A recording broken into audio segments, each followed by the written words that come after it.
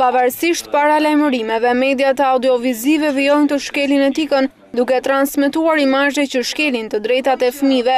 Në përgjigje të këtyre rasteve, Autoriteti i Mediave Audiovizive ka vendosur të mos limitohet vetëm në tërheqjen e vëmendjes, duke paralajmëruar se nga janari do të miratohet kodi i transmetimit. Ditët e fundit, opinioni publik është tronditur nga ngjarjet e krimit në familje të ndodhura në Korçë, Lushnjë dhe Durrës. Tronditse ka qenë dhe mënyra e pasqyrimit të këtyre ngjarjeve në median audiovizive. Çështjet e etikës, mbrojtja e privatësisë e dhënave personale, si dhe mbi të gjitha e mbrojtjes së drejtave të fëmijëve, janë çështje që ju takojnë të gjithëve. Institucioneve, autoritetit rregullator, gazetarëve, madje dhe vetë publikut.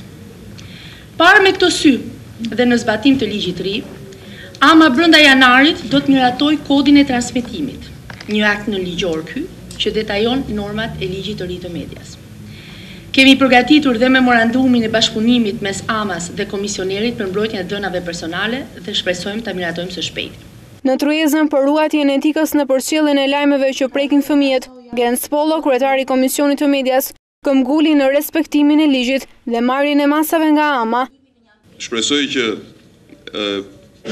nga kjo tryezë, edhe nga kjo tryezë të dalë një konsensus për nevojën e respektimit të rregullave tashmë të shkruara në ligj dhe nevojën e zbatimit shtrëngues të tyre. Këtu kemi nevojë për një konsensus politik për të mbështetur AMA-n për të bërë këtë veprim. Pak ditë më parë, AMA tërhoqi vëmendjen ndaj disa mediave, të cilat shkelën etikën në rastet e raportimit të dhunimit të një gruaje në Durrës dhe vrasjen e 4 fish në Korçë.